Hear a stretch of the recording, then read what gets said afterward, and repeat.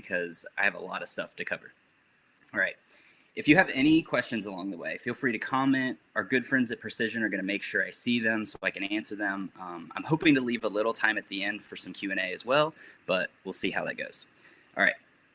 So also, if any of the specific topics that I cover interest you and I gloss over something that just doesn't quite make sense, feel free to reach out to me afterwards on social or email. We can go over anything in more detail. I love chatting with people about all this stuff. So let's get started. All right. First off, a little bit about me. I'm an official Fujifilm X photographer and ambassador, which is pretty cool. I'm also a Narbox and a Capture One ambassador. I primarily shoot landscape, but also do a little bit of lifestyle and commercial photography as well. But I've done a ton of stuff in the past and shot everything under the sun. And just kind of this whole presentation shows my progression throughout my career and what I'm doing now. I'm also a dad, a huge Star Wars nerd, Star Wars tattoos, and I'm a pizza enthusiast. So you can find me most often on Instagram and Twitter at Bryan Minear. And yeah, so let's go. All right. First and foremost, sorry, I took my headphones out there. All right. So I mentioned I'm a dad. I have to mention this little guy, honestly. I have to mention him. I just have a huge amount of pride in the fact that I'm a dad, first and foremost. And I only say this because I feel like on social media, when you see landscape photographers or adventure photographers, there's kind of this like perpetual travel going on. You know, they're always doing epic things and they're always going to play, that's not me. If you look at my feed, I share a lot of different places. Most of the time it's from the archives, sometimes it's when I'm traveling, but I am a family guy and I don't get to travel as often as I like. I have a full-time job. And yeah, I'm really looking forward to this guy getting old enough that he can go out traveling and shooting with me. Clearly, I've trained him well. He picks up a camera any chance he has. So yeah, all right. So Fujifilm made this really cool video about me and kind of what I am all about. So I'm going to try to play that now. We'll see how this goes.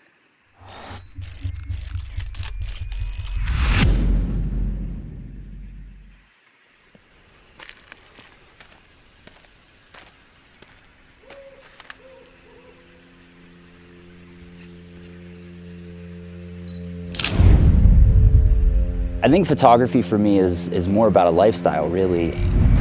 Whether I'm shooting my little boy or I'm on an epic trip to California, I always have a camera with me, and it's become more than just a job. When it comes to legacy in photography, those old masters like Ansel Adams, for me, are the pinnacle, and it's something that I'm constantly trying to strive for in my work. My name is Bryan Minear, and I'm a landscape photographer. When I first started shooting, it was really more in the editorial and portrait space, and I was always drawn to landscape photography. And so around 2014, 2015, I was really creatively burnt out and just decided to kind of cut ties to everything that I'd been doing up to that point, get a full-time job as a graphic designer, and then just start shooting landscapes.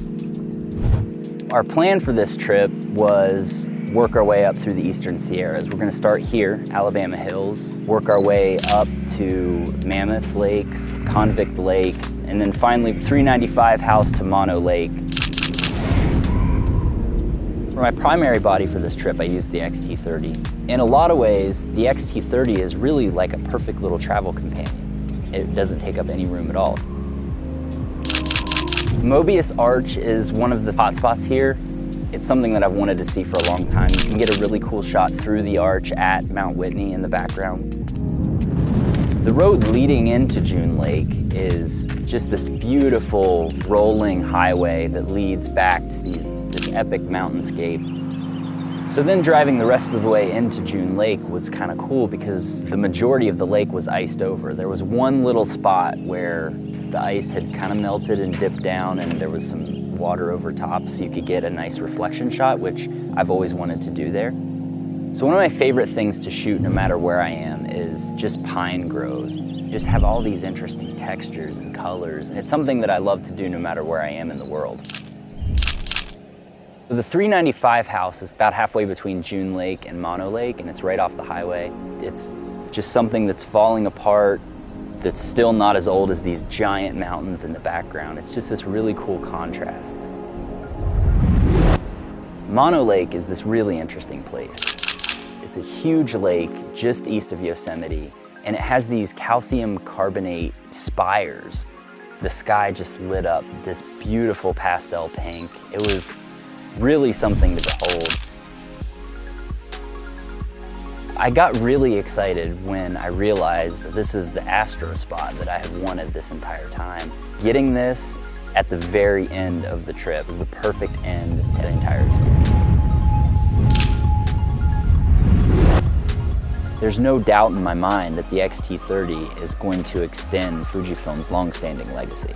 We were in some really cold situations. I put it in some really awkward situations, and it always got the shot.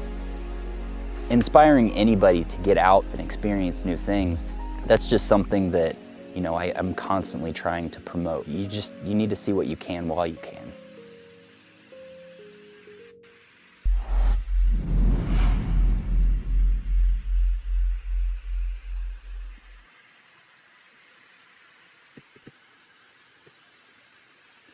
Okay, so let me get the presentation back. All right, so you heard a lot about me and my pursuit as a landscape photographer. I fell in love with photography in the darkroom, processing black and white film during college. And I did a lot of different types of photography for a really long time, but my heart was always drawn to landscape. And I never really pursued personal work because I was a working photographer, right? I was making money, and that's what I thought I should be doing. So around early 2014, after a huge bout of seasonal depression, I decided to finally go all in on my passion. And so when I made that decision to fully pursue landscape photography, it was all a personal pursuit. I never imagined I would end up as an ambassador for a brand, or even that I would ever make any money from it. My intentions were pure, and I was just sick of the business side of things. I needed to be a creative. I needed something real. So along the way, I've of course made awful mistakes. I've learned a ton from them. But every awful shot that I took or edit that I made was this building block to get where I am now. And you never get better if you don't step out on a ledge and experiment. It always seems to me that everybody on the internet is always trying to tell us the right way to do everything, right? There's a specific way to do this or a specific way to shoot this. It really gets in your head. It got in my head. And you have this fear of doing anything out of the ordinary. So something I always like to start with when I'm giving a talk or anything to other photographers that are hoping to learn something from me is that I need to give you permission to screw up and experiment often, and as often as you can. Don't let other people define your creativity. Okay, so let's get into it. What does it mean to be a photographer? So we have to start somewhere in this, and I want to start by getting a bit existential. I won't stay here long, and we're going to get into a lot of awesome techniques, but I need to start here. So change slide. There we go. I feel like nowadays we associate this term photographer with just anyone who has a camera, and everyone has a camera. We all carry them around in our pockets, right? And I know that's not necessarily wrong. I'm not a title guy. I know I don't want to call people out who think they're photographers who aren't. That's not what I mean here. But I really think that a photographer is an artist. The title should really only be given to someone based on their vision and their intent. A true artist is someone who has this burning passion to create, and therefore they're going to do so by whatever means necessary. So a few years ago, I read this crazy stat that there was going to be more photographs taken that year than the entire history of photography combined. That was a few years ago. Can you imagine where we are now? It's insane. So the way that I see it, though billions of photographs have been taken and are taken, your photos represent this one completely unique perspective of a specific moment in time. Something that's impossible to completely replicate unless someone is trying really, really hard. So I said it in video, Ansel Adams is my biggest inspiration on this front. He believed that ordinary photographs, just the snapshots we're taking, They're just reminders of experience, and that's fine. But art photographers transcend the subject that they're shooting, and they create this inspired moment on film. So this is something that I really strive for every time I try to click, or every time I click shutter. So we visual historians of our time. So whether you look at what you do as meaningful or not, there's an inherent value in documenting a constantly changing world from your own unique perspective. I know this might sound a little fluffy to you, and that's totally fine. I like to start with it because it's all stuff that I need to be reminded of on a regular basis. So in this world, with social media being what it is, it's just too easy to give up because you feel like what you're doing doesn't matter. Too often, the art we create is reduced down to the amount of likes that it gets. Tweets don't define whether something is meaningful or not. Okay, so I'm going to climb off the inspirational and existential soapbox, and let's talk a little bit about gear. How important is it? Why we need it? Is it okay to constantly want it? I mean, gear is the reason why I'm sitting here in front of you today. I owe this affiliation with Fujifilm being a gear nerd. I pined for the original X100 camera back in 2012. Almost obsessive. To me, gear is the best, but I'm a little asterisk on that. So I look at it as a tool that helps me achieve my artistic goals. But, and here's where the asterisk comes in, getting caught up in that can really negatively impact your creativity and drive. I felt it. So, for example, when I got the pre-production XT3, I got to shoot for maybe at least a week, but then they asked for it back within 3 to 4 days.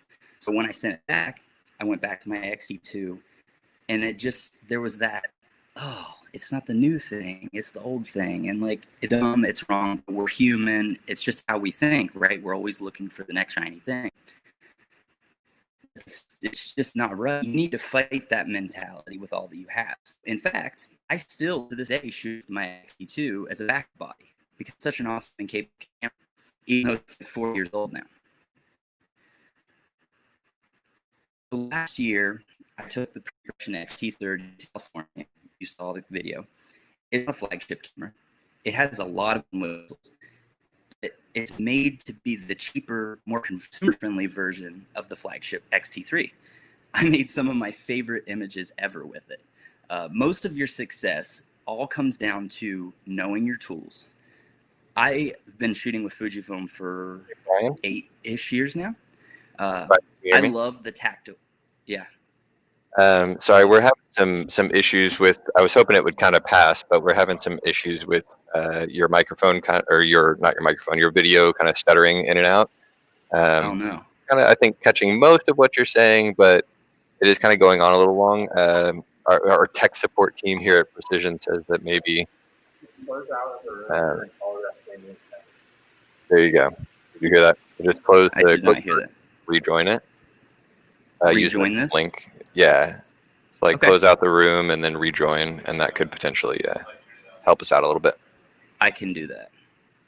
One moment. Okay. And everybody who's watching, thank you for your patience. We'll be right back.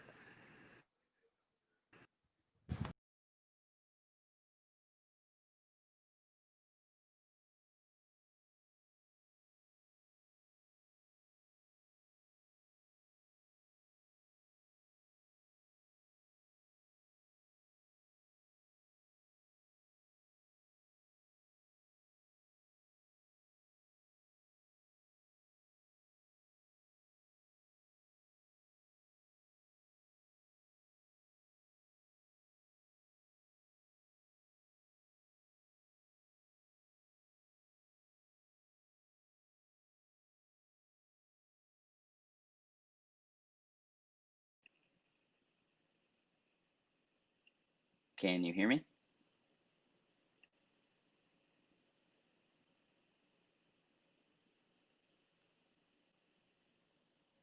So yeah, we see you. I hear you. It looks to be much smoother. So go ahead and pick up where you left off. Thanks. Okay. Yeah. Sorry about that, everybody. Okay. So let's see. Where was I? Okay. Pre-production XT30. You saw it in the video. I took it to California. So it's not a flagship camera, like bells and whistles. It's the baby brother to the XT3, and I made all these images with it that I love. So I feel like I have this connection to these cameras now because I've been shooting with them for so long, and it comes through in what I do. I don't have to think when I go to push a button or change a setting, but the most important truth that I'm hoping to give you through all of this is that if you can't captivate with the camera that you have, then you aren't going to be able to do it with a better one.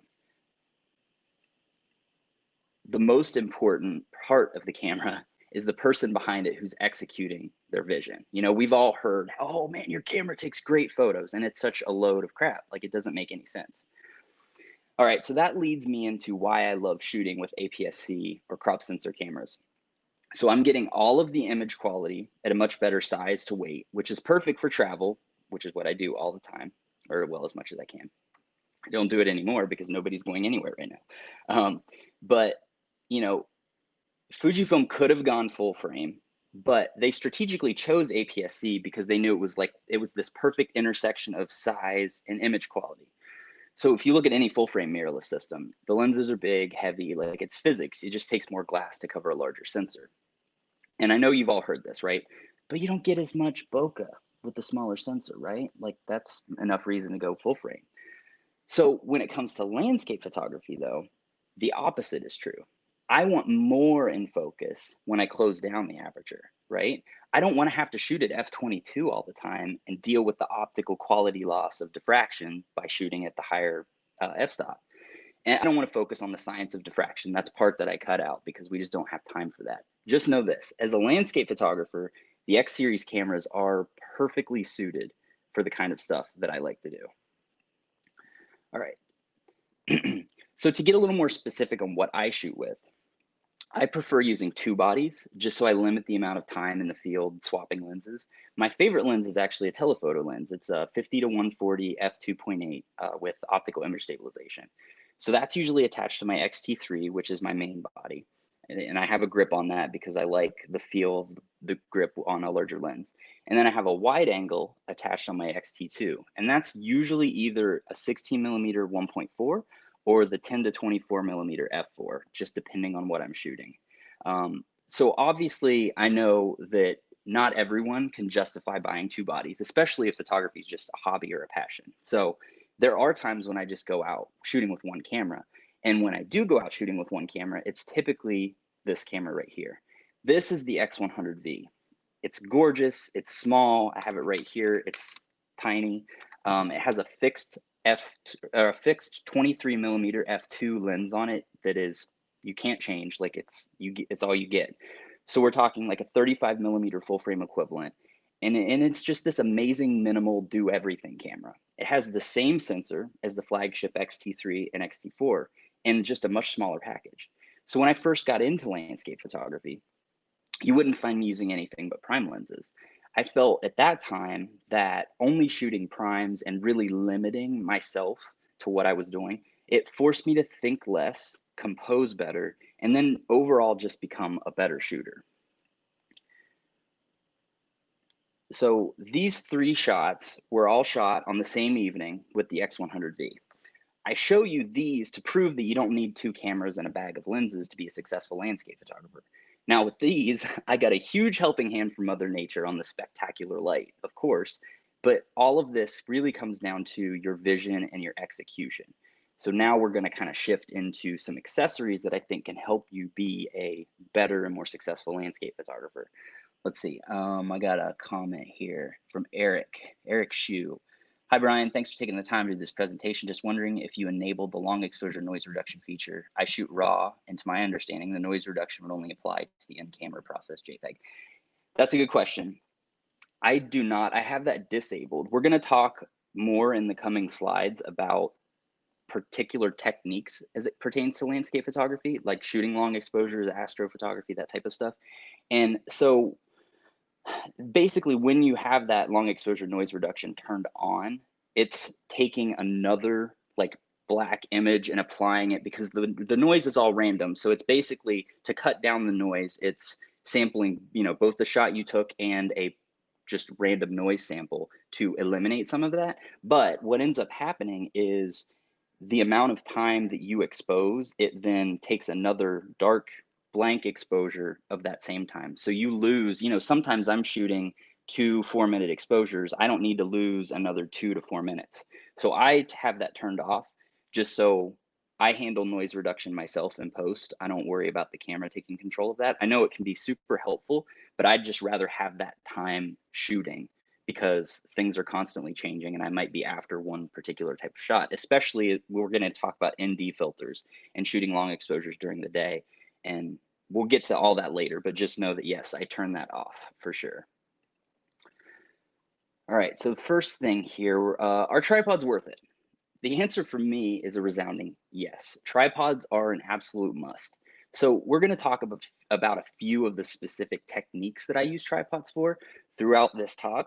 But the short of it is that if you want to do any sort of specialty landscape photography like astro, long exposure, ND filters, shooting during long exposures during the day, exposure blending, light trails, you have to have a good tripod. That's how it is. So a good tripod is equal parts sturdy, unobtrusive, and light-ish. You want something that you don't hate carrying around, but it's also strong and functional. What I love about the Fujifilm cameras is that they get out of my way, right? I have a shutter speed dial, an ISO dial, and an aperture dial. Like I can look at my camera when it's turned off and see what my settings are, change my settings. So when I turn the camera on, I'm ready to shoot. The same thing is true with a tripod. You want to be able to just set it up, manipulate it, put it where you want it, and get the shot. Like you want it to be stable.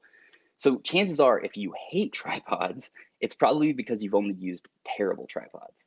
I have a couple tripods that serve a few different purposes, but the commonality between them are the things I mentioned above: sturdy, unobtrusive, light-ish.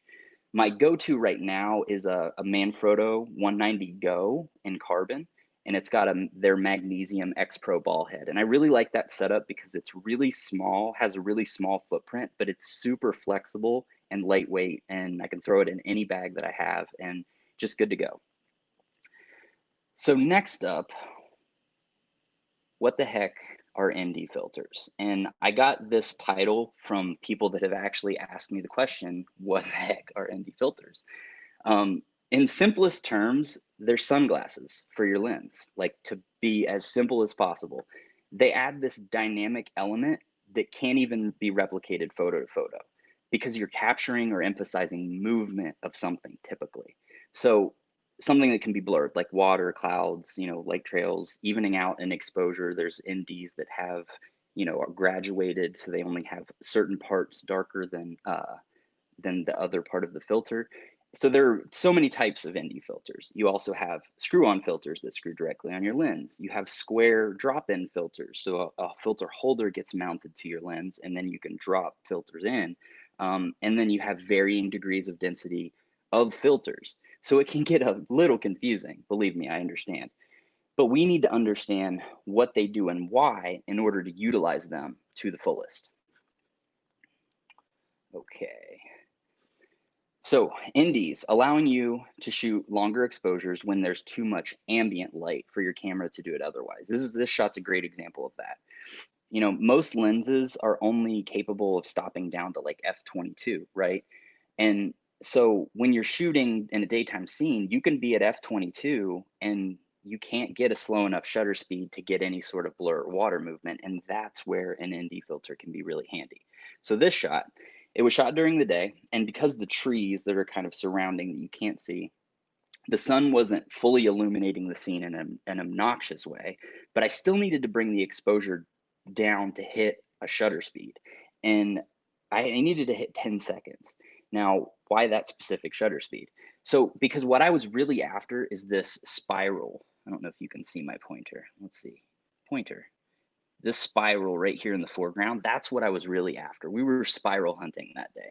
So what we found was too long of a shutter speed, and the spiral just got so muddy that it didn't look like anything. Too short, and it wasn't a complete spiral.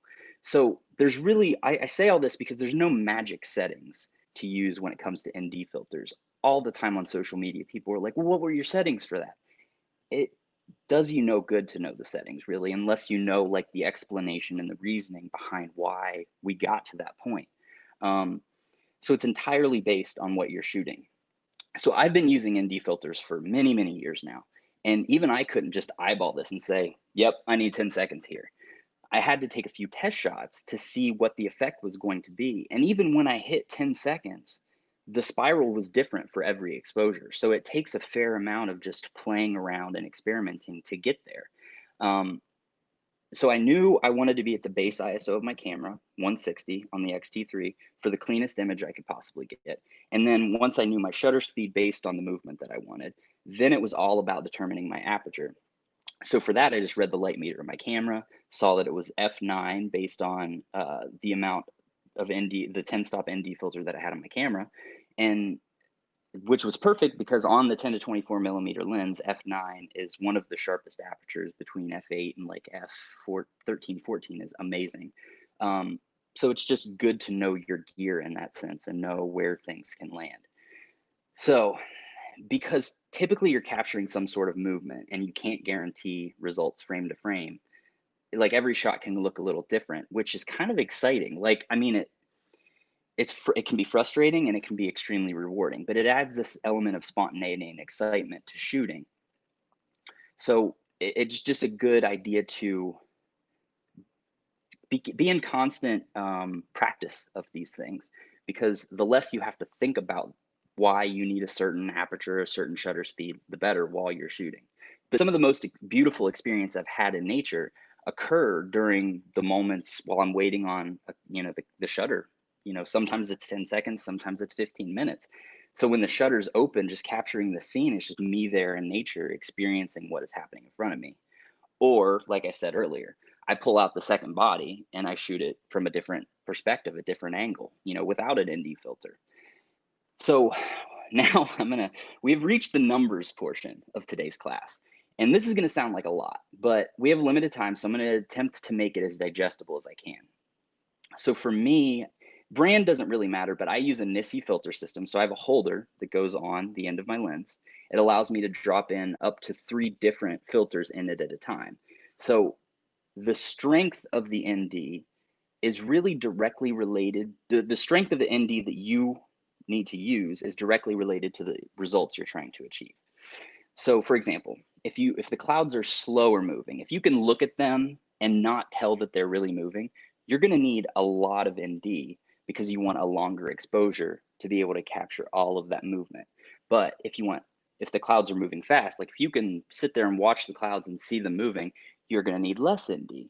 Again, it's going to take some, set up, shoot, see what that looks like. Okay, dial it in a little better to figure it out. But these are just general rules of thumb to know when you're shooting. So, because typically when the clouds are moving fast, I wanted to say this too, when the clouds are moving really fast, if you were to just open it up for say 4 minutes, they just get overlapped and it just doesn't look like anything. Typically the best kind of shots are when you kind of capture just enough movement where you can see there's movement, but not just a ton where it's just blowing. It's just not as dynamic when it's just blowing out like that. So like I said, I carry drop-in filters with me. I usually have a 3-stop, a 4-stop, and a 10-stop of solid filters. That's it, just 3. And then I also carry a 3-stop graduated filter, which we'll talk about, but I don't use that one a whole lot. The benefit of the drop-in system is that you can stack up to 3 filters at a time. So if I decided I wanted a really long exposure, I could stack all 3 of my filters and have 17 stops, which is crazy. So again, to simplify, you're just adding darkness in front of your lens so you can slow down your shutter speed in daylight situations. So there are times after experimenting when I know that I want to hit a certain shutter speed for a particular look. We'll just randomly say 120 seconds, okay? So with a 10-stop filter, say I put the 10-stop filter on, or it's all that I have, my light meter is showing that I need to shoot at f22 and I'm still going to be overexposed by a stop. If it's the only filter you have, typically your camera can recover a stop of highlight. So you could shoot it and then in post recover that. Sometimes it may not work, sometimes it might. But in my circumstance, I would add a 3-stop into my holder, bringing my total number of stops up to 13. I can then reduce my aperture to f16 because I just added 3 more stops. and I'm still going to hit that 122nd. I go down to f16 because less diffraction, because it's just nicer not to have to shoot at f22. Sensor spots, we're all familiar with sensor spots.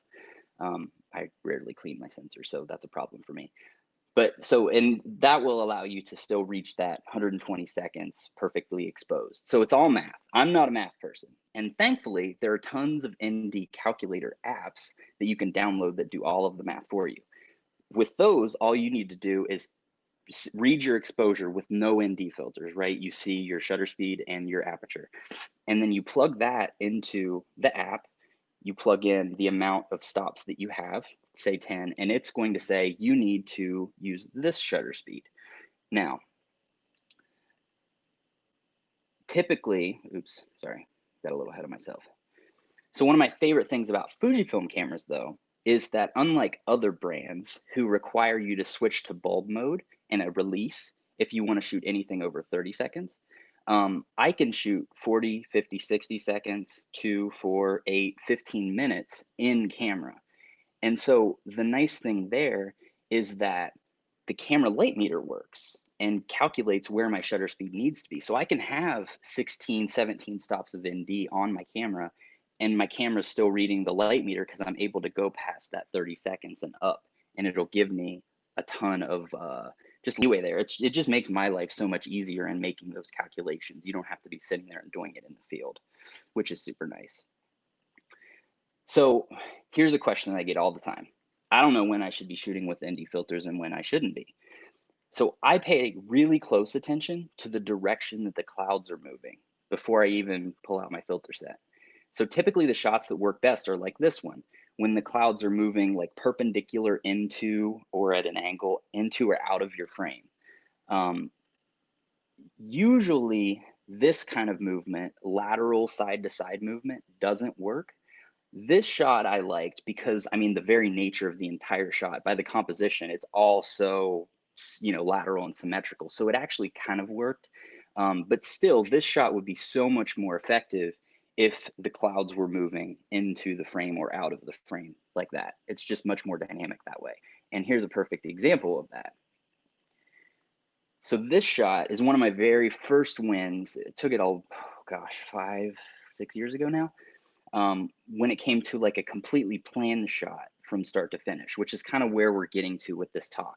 So this spot is like 2 minutes from my house. I shoot this tree all the time, but planning for the sun took some effort. So the shot was taken with an old XT1 camera and just a cheap 10-stop screw-on filter. So I just showed this to say good results can have even when you don't have this big budget for the best of gear. Planning and some patience go a super long way. And planning, this app, PhotoPills, is the perfect planning app for all of your landscape photography needs. It should be your best friend.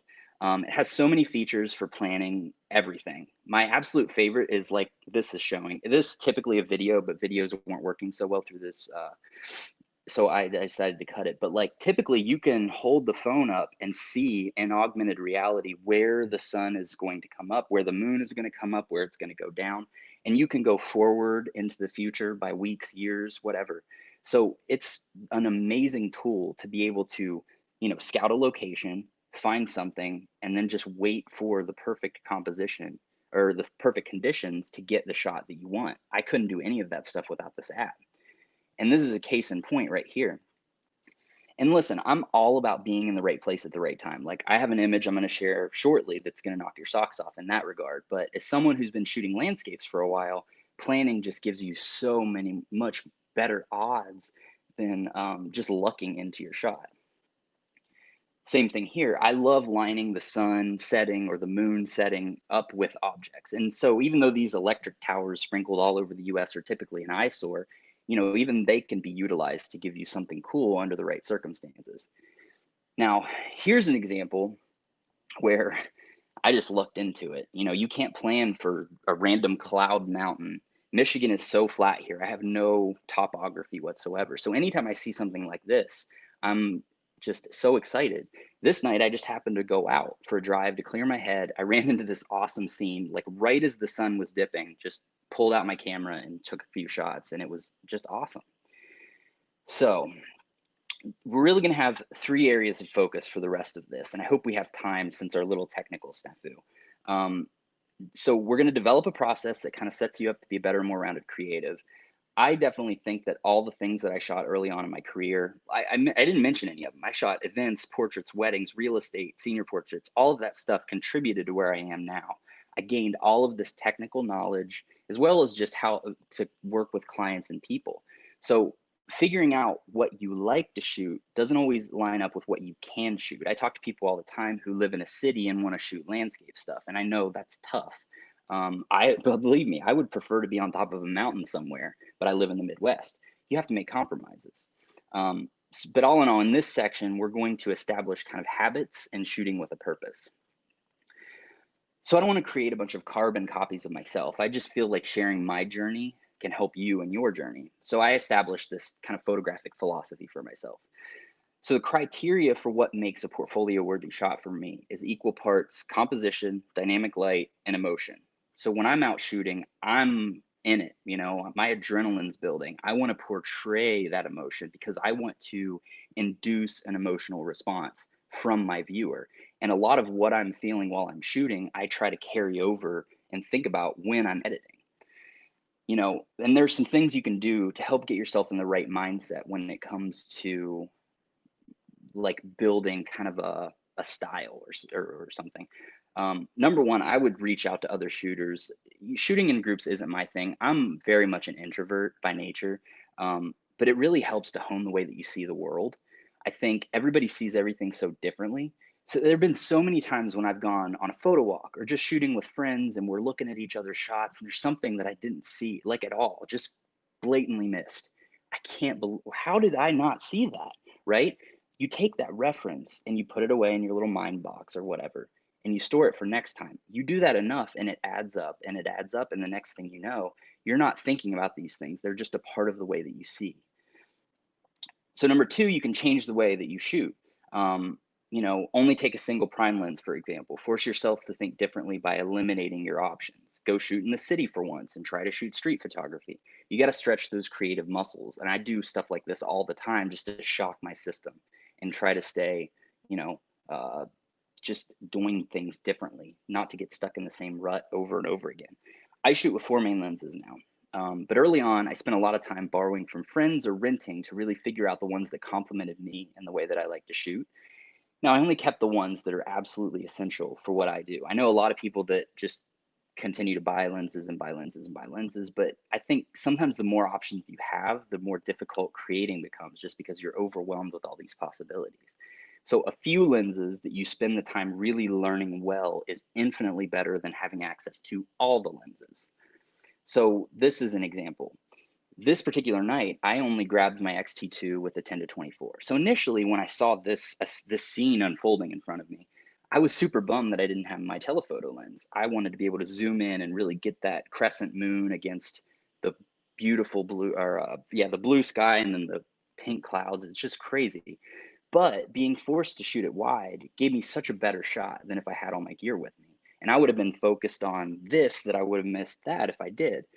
And also just because of this one experience, the way that I approach shooting the moon now has completely changed and for the better. So here's another example. Now I'm not always trying to get as close as I possibly can. I do still, believe me, it's still fun, it's still challenging. But like this shot, capturing the earth shine off of the moon, and then you see Venus right off to the right and at the edge of the frame, just like a cool little added bonus. It just has a different feel than seeing it everything with this huge amount of detail. So it's easy to get caught up in doing things the same way over and over and over again. And I think becoming a good landscape photographer means pushing back against that stuff as much as you can. So a lot of these shots came from just around where I live because, like I said, I have a family. I can't be out shooting all the time. I make it work for me because I have this burning passion to do it. And I do try to take a couple big trips every year with friends just to get it out of my system. But this is the blow your socks off shot I was talking to earlier. Like, I wasn't even trying to shoot lightning here. I noticed a storm rolling in. I hopped in my car, grabbed my camera. The clouds were just so ominous and epic. And I picked up to shoot a frame, and my camera just happened to be set to bracket. I think it was 5 exposures. And at first I was like, oh, I need to switch that off. But I think the second set I took, one of the brackets, I saw the lightning pop and I thought, oh, what just happened? I was blown away. It was such a lucky catch. But like it was just this great reminder to just be out, be present, enjoying what I do, even if I'm not always super happy about, my current circumstances. I feel like some people need to just push to get out more and explore as often as they can. Most photographers stay stagnant just because they don't shoot enough. Most of the time, I'm fantasizing about moving out west where the scenery is amazing everywhere you look. Um, somewhere where you don't have to try so hard to get interesting photos. I drive the same little rural loop almost every day when the clouds and sky looks like it's going to be cool. And sometimes it pays off in a big way. All right, so we're going to shift into techniques a little bit here. How to shoot to give yourself the best options in post. I do want to share the disclaimer that I don't consider myself an expert by any stretch. I'm constantly learning and implementing new techniques for me. But the truth is that some of the things I do to my photos, a lot of people will scoff and say something about it not being real photography, and that's fine. That's on them. I don't care. I'm not into labels. I just make things that make me happy. So first off, I think composition is the thing that I pay most attention to in photography, both my photography and when I'm looking at other people's photography. So as a designer, that's my day job. I'm a graphic designer. I have been for like 10 or 12 years now. I deal with composition of design elements and typography daily. So I have this real depth of knowledge when it comes to what makes something visually and aesthetically pleasing. So it's just kind of come to me. It's been beat into me over the years, really. So it's stuff that I don't really think about so much. Now, I'm not going to sit here and tell you how you should compose because everyone's different and should find their own style. You should, however, study up on the most important rules. Obviously the rule of thirds, there's single point perspective, golden ratio, framing, symmetry, leading lines. The list can go on and on. But the thing here is to have such an understanding of these things that it becomes a part of what I like to call your visual vocabulary, which is just fancy speak for the way that you see, right? The way that your vision works. So I can look through my viewfinder and make little micro adjustments to the way that I'm composing, not really calling back to a specific rule, but just because I'm aware of the visual impact that it's going to produce by switching it up slightly. And don't be discouraged by all of this either if you have no idea what I'm talking about, because I feel like the only way any of this stuff gets easier is with practice and by being just a good student of photography. So now I know I'm saying a lot about obeying all of these rules and stuff here, but the truth is that you should learn the rules like a pro so you can break them like an artist. And I know it sounds totally cliche, but there's just so much freedom in this. Knowing techniques, knowing your gear, it's all adding up to help simplify the process and let you focus less on the stuff involved in creating art and more on the art itself. So here is a good example of that. So from a composition standpoint, I use a lot of single point perspectives slash vanishing point slash rule of thirds in my work. That's just something that I'm super drawn to. So when I shot this, I wasn't focused on the composition at all. I set up my tripod. I knew exactly how to compose, wasn't even thinking, it just happened. I was thinking about, okay, how slow does my shutter speed need to be to get the effect in the light trails that I'm looking for? And then what are other ways that I can shoot? How can I shoot this to really elevate this sunset scene into something more? So then I had this idea. So of course it wouldn't be possible to get the visibility of the stars that you see at the top of the shot in there while there's still so much light in the sky from the setting sun. So I decided to wait. I just sat there and I waited and I captured the stars coming up about an hour after I took the base exposure for this image. And then I layered those two shots together in post. So a lot of the time, being an artist means having an idea and then just following through, like concept through creation. So obviously this isn't always going to be the case. I couldn't possibly pretend that every image I produce is completely 100% planned and methodically created. In truth, most of what I love about photography is the unpredictability and the experimentation. So, and then notice here, this is literally the same composition as the light trail shot before. You have the vanishing point into the subject, like it's the same thing. This is from the same trip that I've talked about a couple times now to California. And I think the funny thing about this shot, the funny behind the scenes, like I would have planned this shot. It maybe could have been better, but here's the thing. I was with a camera crew to shoot some content. We were driving around in one of their cars. It was a Prius. Not great for Eastern Sierras in like late January. So what should have been a 4-minute drive to a parking lot overlooking this epic scene was actually an hour-long race through sometimes knee-deep snow just to catch the sun before it went down. I had no time to plan for my shot. I just ran out there, I set up, and I got into it. Okay, so how much time we got here? We got a few minutes left. All right. Let's move a little deeper into how I approach a landscape scene. So traditionally, when you think landscape photography, you think wide, right? And I approached it that way for a really long time. But then I fell in love with my telephoto lens, and I'm going to show you some examples of why and what the difference can be. So this shot was, I mean, it is what it is. You can see I was going for like the clouds in the sky, a little bit of the water. This is an older shot, so I definitely probably wouldn't have taken this shot if it was me there now. And you can kind of see here in the distance, there's a little building, right? Which is not the subject of the shot. But if you stepped back with a telephoto lens, it could be so much more epic. You know, I had to change my position. But what I love about shooting with a telephoto lens is where with a wide, you have to be almost in your composition, and you're kind of always having to compromise with things coming into your frame and just saying, I'm okay with that, I'm okay with that, because you're shooting wide. With a telephoto lens, you have the ability to set back as far as you want and really zoom in and nitpick. Like exactly, I don't want that branch in my frame, so I'm going to inch a little bit this way and zoom in a little more. You just have so much more control. So I think it's a natural progression as you become a better landscape photographer and just composer, not the music kind. There's just a natural progression that you tend to like zooming in on things more.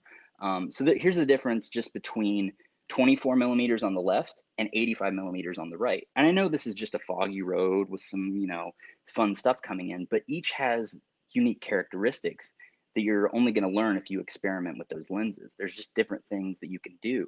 Typically with longer lenses, you compress things more, so you create more layers stacked in your scene. And that's what I love about shooting with a telephoto so much. For this shot, interesting light and textures are fine, but as fun as this image is, it's not particularly captivating, even though it is at my preferred focal length. So you go to something like this, sometimes just being aware of your surroundings, taking a step back to find the right foreground element, and then using a wider lens can take those same great conditions and elevate your shot into something even better. Now, here's the last kind of wide telephoto comparison. And I actually prefer the wide shot more, but I want to talk through it a little bit. So this one, you have the texture of the rocks in the foreground. You have the motion blur of the water coming up. The bridge, though, which is kind of meant to be the subject of the photo, right? I'm not shooting this for the water and the sky.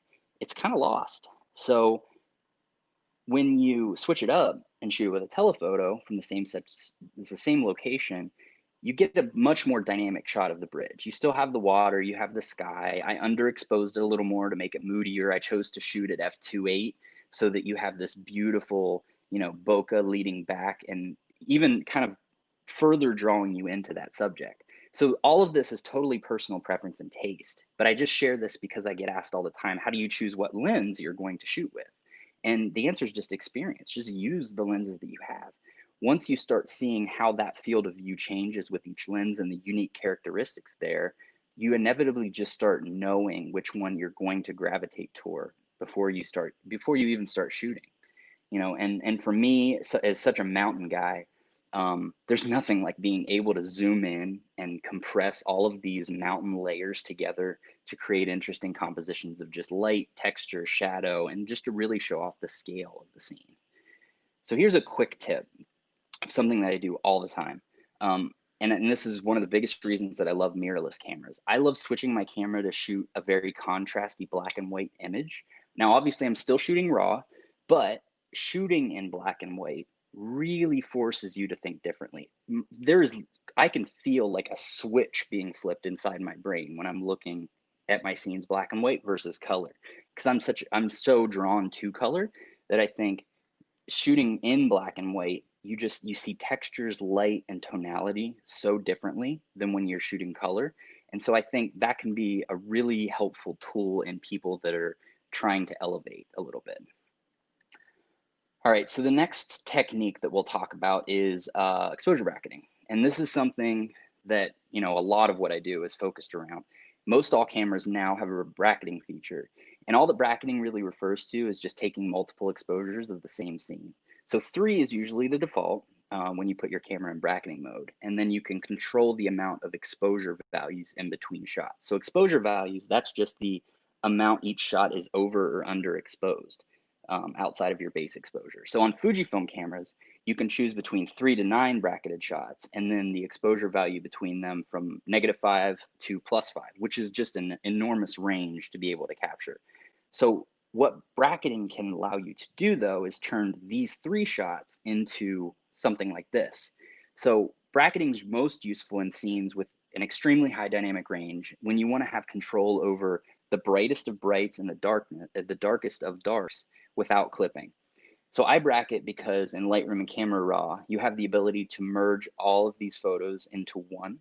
It's called Merge to HDR. So it takes all of those raw files, makes one super raw DNG file that contains all of the information across. So here's kind of 5 bracketed images. So there's 1, 2, 3, 4, and 5. So you can see there's a pretty wide range of highlights to shadows here. I could have taken that middle exposure and pulled the shadows up and the highlights down to achieve an end result, right? So why is combining exposures helpful? So sure, the cameras we all use now have just great dynamic range within a single raw file. That's very true. People tell me all the time, there's no need to bracket. But here's the thing, when you start exercising those shadow recovery sliders, you're always introducing noise into your image. You're stretching the limits of what your sensor is capable of capturing.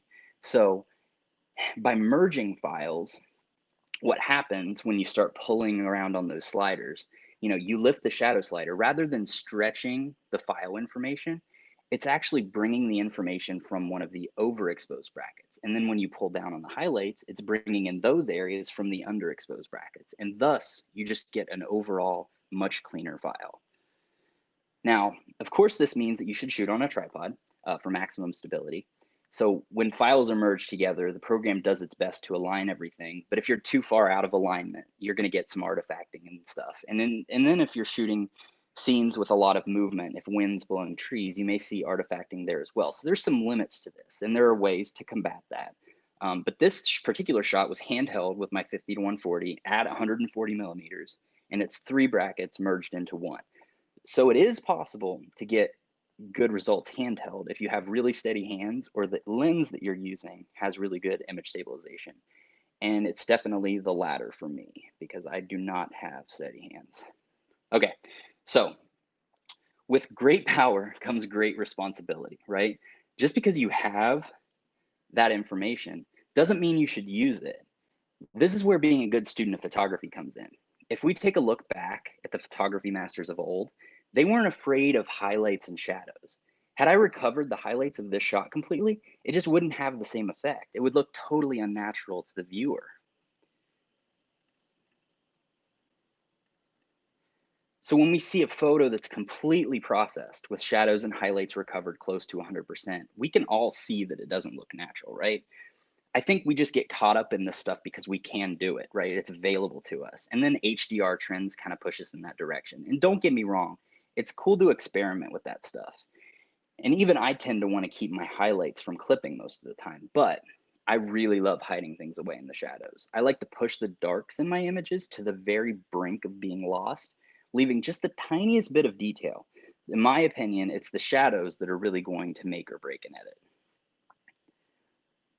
All right, so let's see, we have 5 minutes. Let's see if I can get us through astrophotography here.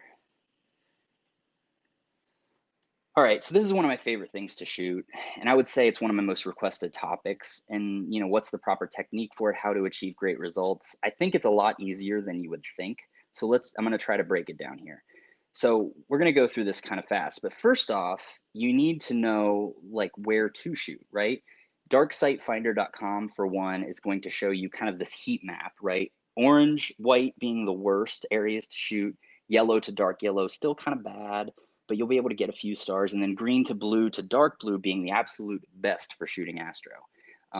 There's also an app for this called Light Pollution Map, same functionality, but you need to know where to go in order to, get the shot, right?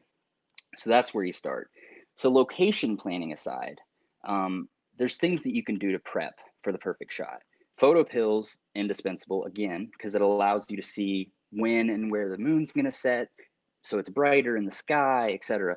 This shot, I climbed up, this is Wadi Rum, a desert in Jordan, climbed up, the side of this mountain during the day, so I would be familiar with where I was gonna be shooting, use photo pills to find out, oh, okay, the Milky Way is gonna be right here. So I know when I climb back up there at 3 a.m. because I think the moon set at like 2:45, that's where I want to be, right?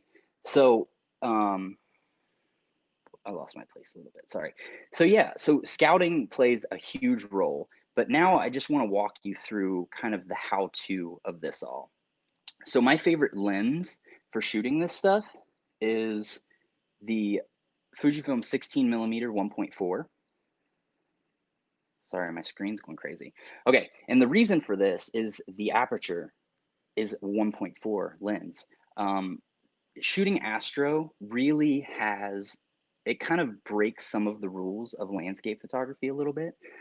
For instance, you have to let as much light into the sensor as possible. So rather than stopping down to maximize your depth of field, you actually need to open up your lens. So f1.4 to 2.8 lenses are an absolute necessity for getting good astro results. Okay, so that's number one. You're shooting as wide open as you can. Your focal length is actually going to determine the maximum shutter speed you can use before the stars start to blur just from the rotation of the Earth. So this is called the 500 rule. The easy way to calculate this is just divide the number 500 by your focal length in full frame equivalent. So in my case, I'm shooting with a 16mm lens that is actually a 24 because it's an APS-C size sensor. So 500 divided by 24 gives me 20.8. So I can't shoot over 20 to 21 seconds before I start to introduce star blur. So now that we know we're shooting at f1.4 in my case, and my shutter speed can't be higher than 20, so I'm going to set it to 20, we can set up to shoot. And we just watch our camera light meter to adjust the ISO to where it needs to be a properly exposed image. Now, depending on the darkness of the skies and whether or not there are other lights in the frame, I'm usually between 800 and 1600. For this shot, I had the beautiful orange light, which is actually from the setting moon, but I put the settings on this. Do you notice anything about the settings? 25, yeah. So here's a zoomed in shot of the stars. I actually broke the rule.